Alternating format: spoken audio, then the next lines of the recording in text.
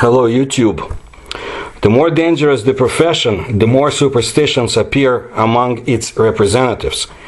This applies to circus workers, mine sappers, firefighters, and of course coal miners. There are various rituals, but besides that, many miners are still sure that mystical creatures can be found in the bottomless mines of the Donbas. Let's look who lives underground and helps or conversely harms representatives of one of the most dangerous professions on earth. The Donbas is a historical, cultural, and economic region in eastern Ukraine. Parts of the Donbas are controlled by Russian separatist groups, proxies. As a result of the Russia-Ukrainian war, the Donetsk People's Republic and the Luhansk People's Republic. This may change soon, judging by recent Ukrainian advances. The word Donbas is a combination word formed from the Donetsk Basin, or abbreviation of Donetsk Coal Basin, Donetsky Вугільний Басейн in Ukrainian. The name of the coal basin is a reference to the Donetsk Ridge. The latter is associated with the Donetsk River.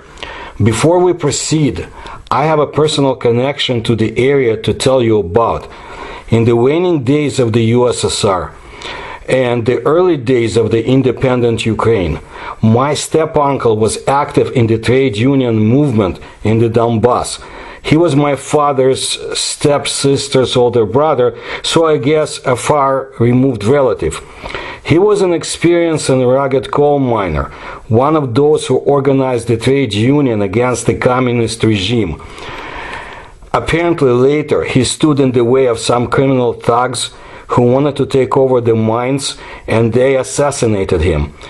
Those were wild times with the newly established countries and borders, criminals feeling the absence of law and order, corruption, breakdown of society, ethnic warfare in the Caucasus, and the Russian military interference, and the annexation of the Transnistria in Moldova. Well, look at 2022 in Ukraine and Russia. Well, but now it's time to look at the mystical creatures from the mining folklore. There are many legends among miners about mystical creatures hiding underground.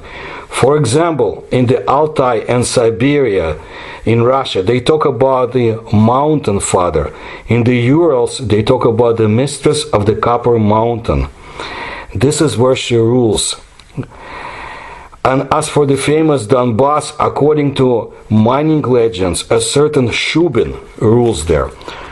Mining beliefs are studied with interest by folklore scientists.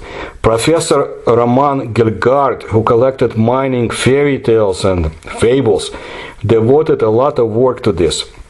He noted that the miners believed so strongly in powerful underground spirits that before starting work they asked for help not from the Lord, but from the mountain father. Gifts were left for the underground inhabitants. This was done in order to get their support. One should be careful with spirits, as they both helped and punished people for bad behavior and disrespect. The workers tried to use mysticism to protect themselves from the unpredictable authorities. According to Gelgard, the miners' pre-revolutionary gods, meaning before 1917, very much resemble goblins and household spirits, which is easily explained by the social origin of the miners. They were mostly peasants. In addition, the process of coal mining is similar to treasure hunting, which is why the miners believed in spirits who were similar to the keepers, guardians of wealth. So who is Shubin and how does he help miners? The legend of Shubin is widespread in the Donbas. There are different hypotheses of the origin of this nickname. One of them tells that this spirit was all covered with long hair. The other said that Shubin was what they called miners who were engaged in burning methane. To ensure their safety, the workers put on a sheepskin coat, turning it inside out. And one more hypothesis. Shubin was a real miner who died while working. It was said that his soul became a ghost that wanders underground. The miners allegedly saw an old man whose eyes shone brightly, and in his hands the spirit held a hook for moving coal trolleys. If Shubin wanted to help and warn about the danger, he appeared in the form or in the shape of the director of the mine and ordered everyone to go up immediately. He treated hard-working and kind people well, helped them find a rich vein, and sometimes worked shoulder to shoulder with them. He could punish thieving and evil bosses by arranging a flood or a landslide. Many miners believed that a encounter with Shubin was a sign that danger was threatening. Many even quit after such cases. The book Nikita Izotov, released in 1989, talks about the famous Soviet hero of labor who overproduces quotas, Stakhanovets, is how it refers to them.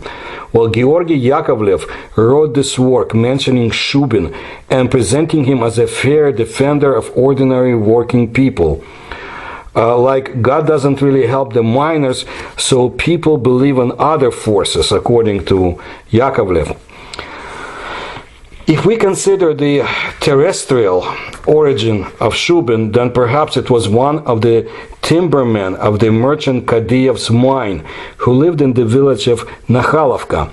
The work of the timbermen was very responsible. They were engaged in the construction of racks made of logs, which were used to strengthen the vault of the mines. Shubin's contemporaries characterized him as an incredibly strong man with an uncontrollable and scandalous character. He drank a lot, cursed, and often showed violent emotions in response to what he didn't like. There was a case that Shubin was fined by the director or head of the mine because he quarreled with him.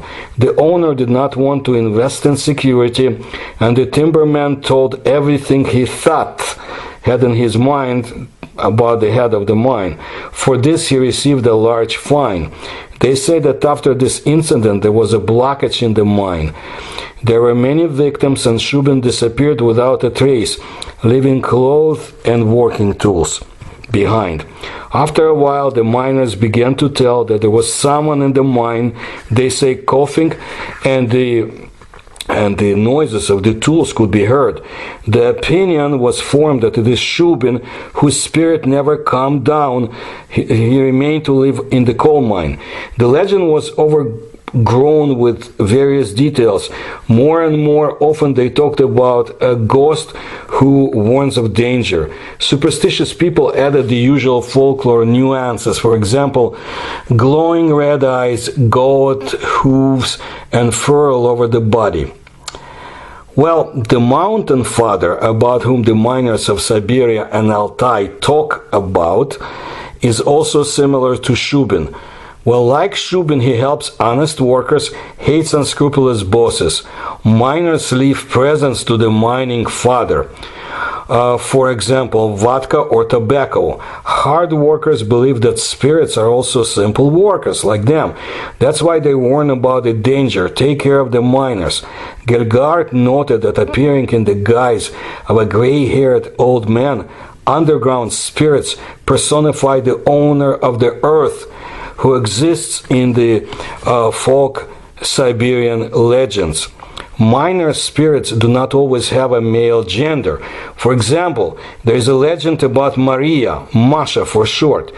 That was the name of the miner's daughter, a simple Russian girl who was deceived by her lover. It was a miner named Alexei who came to work and seduced the innocent girl. But he didn't say that he was married.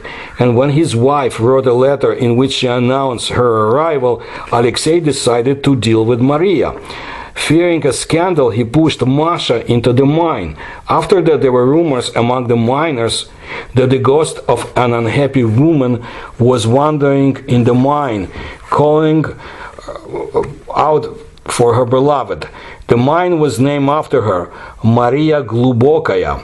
The image of another female spirit is very beautiful and interesting. the Mistress of the Copper Mountain, which is, she's also called the Malachite female or Azovka. In the Urals, she replaced Shubin, or the Mountain Father. She was a beauty with a sparkling crown on her head, who owns all the world's riches. Beautiful legends or true life stories in the Urals. And you can look at my other videos about the underground realms and beliefs in the people who disappear underground, the Chud and others. And I also mentioned the Mistress of the Copper Mountain. There are wonderful stories about her written by Bajov, as far as I recall, and very well known in Russia and I would say even beyond the borders of Russia.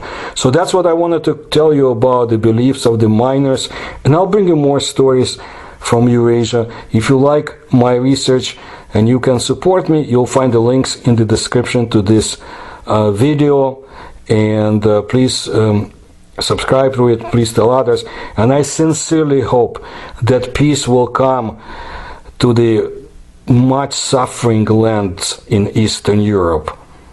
And again, thank you for your attention.